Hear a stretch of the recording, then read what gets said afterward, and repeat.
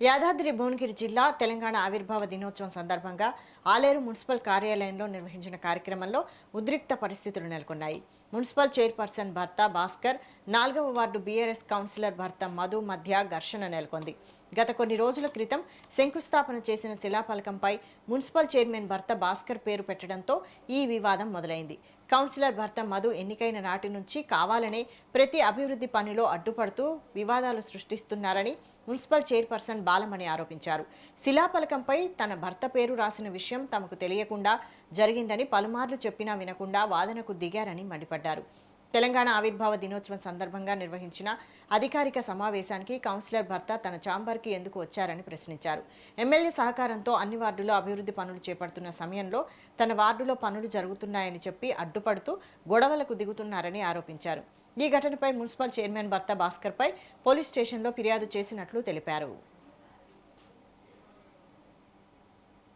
మేము గెలిచిన 10 రోజుల నుంచే 4వ వార్డు కౌన్సిలర్ భర్త డివిజన్ మధు గారు 10 రోజుల నుంచి మమ్మల్ని అవమానపరచడం స్టార్ట్ చేసిరు. వాళ్ళకి ఎవరు చెప్తారో ఏమో అవమానపరచమని ఫస్ట్ నుంచి మమ్మల్ని టార్గెట్ గా పెట్టుకొని మేము వార్డులలో తిరిగినా ఎక్కడికి వెళ్ళినా కూడా ఫోన్లలో సోషల్ మీడియాలో టార్గెట్ చేసి నా భర్తను నన్ను ఎట్లా అవమానించాలనే చూస్తున్నాడు. మా ఎమ్మెల్యే గారేమో ఈ వార్డు ఆ వార్డు ఏ వార్డు లేదు, 12 వార్డులలో అన్ని వార్డులు తిరగండి, అన్ని వార్డులు అభివృద్ధి చేయాలి, మనము ఈ పార్టీలకు అతీతంగా పనిచేయాలి, మీరు పొద్దున్న లేస్తే వార్డులలో తిరగండి, ప్రజల సమస్యలు తెలుసుకోండి అని చెప్తుంటే మేము తిరుగుతుంటే మాకు తెలియకుండా మా వార్డులకు ఎట్లొచ్చిరు, మేము వెళ్ళలేదు, వాళ్ళ వార్డులో పని చేయలే, కొబ్బరికాయ కొట్టలే, ఇంతవరకు శంకుస్థాపన కూడా లేదు.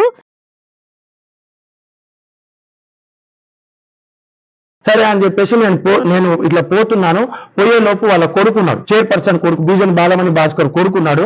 మరి తను ఎందుకున్నాడు అనుకుంటా నేను అన్నాను, అరే నువ్వేంట్రా బాయ్ నాకు చెప్పేది అనుకుంటా నన్ను బయటికి నెట్టేసినాడు. సరే అని చెప్పేసి నేను కిందికి వెళ్ళిపోయినా. ఈ ఛాంబర్ మన మున్సిపల్ చైర్మన్ ఛాంబర్ లో అక్కడ అందరూ కౌన్సిలర్స్ అందరు కలిసి మాట్లాడుకుంటున్నారు, చైర్మన్ కమిషనర్ అందరు కలిసి మాట్లాడుకుంటున్నారు.